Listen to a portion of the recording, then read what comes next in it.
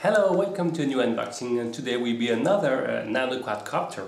Today this is the Eachine H1, also so called LT-727. Okay, so here is a box, a very blank one, empty without any specific logo except the stickers. So what we'll find in the box, you will find this quadcopter.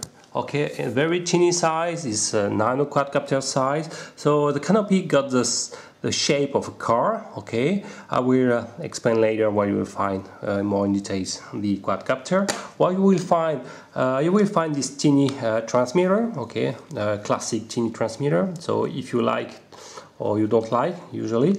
And I will explain later the role of different buttons. What you will find also, you will find this very light body guards from props guards, okay, so scaling close to 0.6 grams, so it's very light.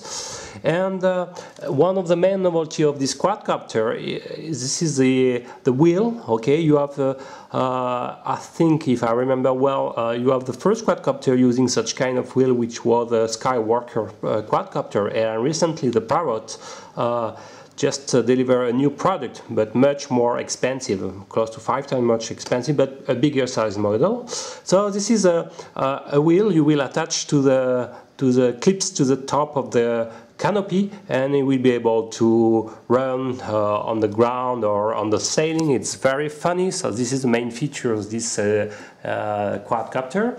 So what you will find also, you will find a spare of 4 props, 2 clockwise and 2 counterclockwise, an USB charging cable. So well, be aware, I already immediately warning that the connector of this one are got inverted polarity, so don't mix with other nano quadcopter. Usually there are such kind of connector, mini GST 1.25 mm. So write it that is coming from the H1 to not mix between the wire cable if you don't want to cook your other nano quadcopter. And finally, you will find some instruction manual in English.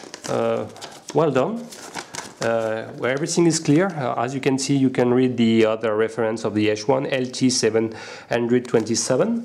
So everything is indicated, as well at the end of the calibration procedure. You have to put both sticks in opposite sides. So I will explain in a brief moment all the details of the transmitter. So let's focus now on the quadcopter. It got exactly the same size that, for example, the double toys 272. Okay, maybe the ground clearance is a little bit lower, as you can see. It seems to be a little bit lower, and the props are also larger, wider for this new H1. So it means that you probably have a better power lift associated with this one. So it's a good news because you have to carry this wheels, which scaling approximately 1.6 gram. Okay, and what you can notice immediately, you have now a plastic frame. Usually for such kind of double toys,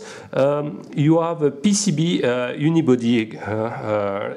It means that the PCB is playing the role of the body. Now you have a frame, a plastic frame, and below it you have this very teeny flight controller board. That means that if you break something, probably harms, you only need to change this lower part of the frame. So it's a good news, but also a bad, because I find that for this model, the frame, especially close to the arm, seems to be a little bit fragile. So, well, it means that you will be able to swap, to exchange this part very easily, but can break more also easily. So there are no free lunch, I guess. What I can say, that you can find a switch to turn on off the quadcopter, an external connector to directly recharge the LiPo battery, okay, there, and on the front you will find the connector of the LiPo. If I can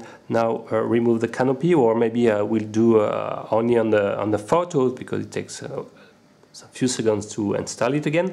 The good news that you have another connector to, for example, to swap to another LiPo, so you can, if you have a set of different LiPo.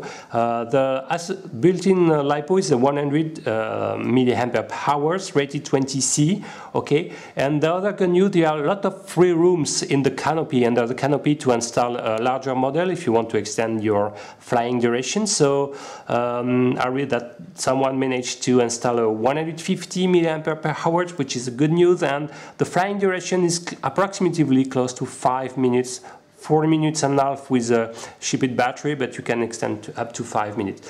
On the arms you can find, I will turn on the quadcopter, you can find some LEDs, blue for flashing, blinking blue ones for front, and solid red one for rear, okay?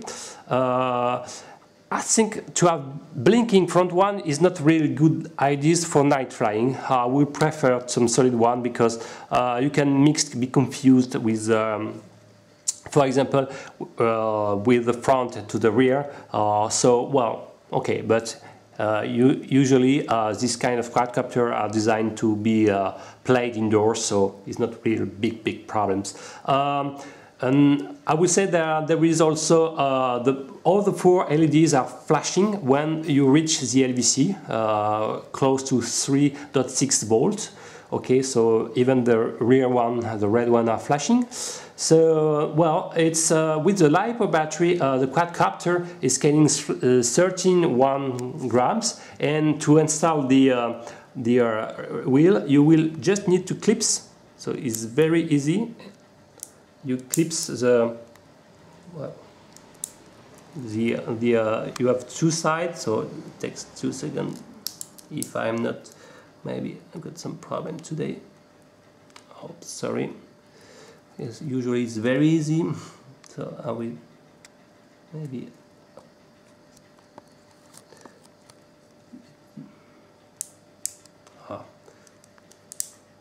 Got some problem. Maybe I will swap. There is a sense. Maybe I will attach in this way. So,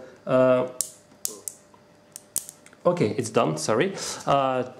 And as you can see, it's immediately running very easily. So it means that it will be able to use this H1 like a car. Okay, now I will focus more on the transmitter. The transmitter is in teeny size. Well, I'm not a great fan of such kind of remote control, but you can remove easily the pot and install a bigger model if you want, if you prefer to handle it more easily. So if you're a puncher, it will be a little bit hard, but if you are a Sunbird, it's more or less okay. So when you start the transmitter, I will start the quadcopter first. So I will install and turn on the transmitter. You have a sequence of beep. It means it's already armed, but you have a arm sequence to push up the transmitter and push down.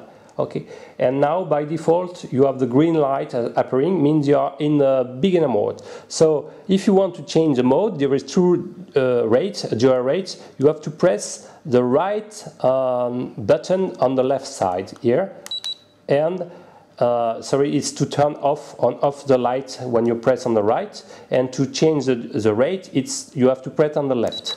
Okay, and you have blinking red LEDs on the transmitter. Okay, if you press again, you return to the default beginner mode. So the button here are for trimming from the left and right, and here for forward and backward.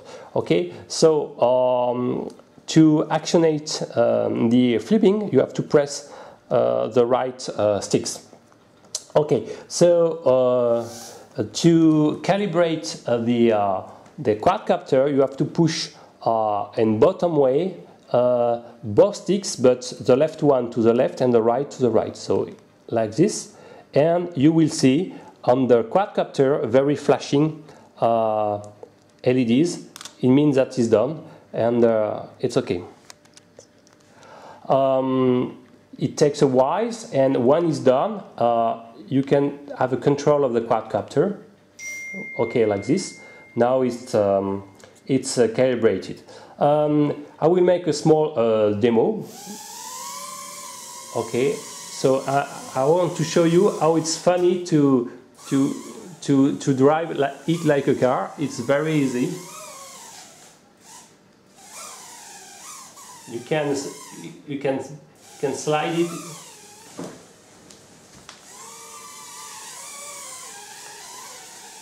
Like a car is very easy, and of course you can install it on the sailing, so it's very efficient, it's very funny.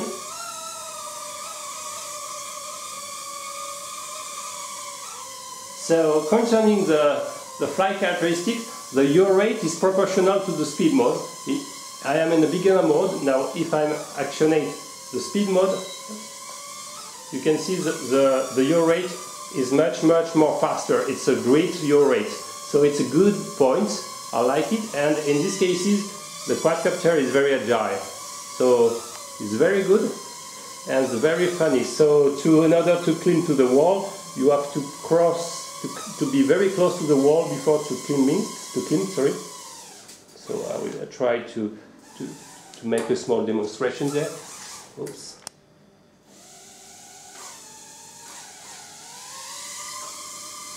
So you can vertical lift the quadcopter. Is very funny. It's not a problem. You can clearly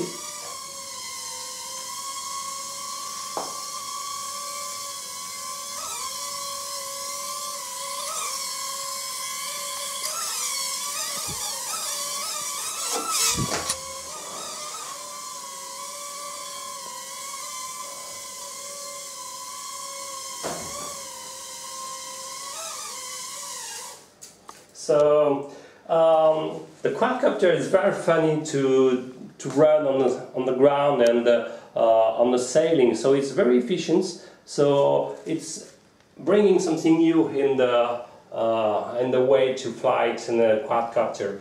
So I will conclude this small unboxing. So well, there are many generalities of this quadcopter. Is you can clips this wheel, which brings something new. It's very light, it's very efficient. I like it. I've got some concern about the solidity of the frame, which I think can break more or less easily during hard shocks, especially if you don't fly with this wheel. I've got also another concern for the transmitter, especially the protocol used. In fact, this transmitter is using the LT-727 radio frequency chip, so which not one of the classic radio frequency chip used for this kind of nano quadcopter. It means that this one is not binding any known transmitter available in the market. So this is not really good news, and it will be very hard to, for example, to make it compatible with diversion takes.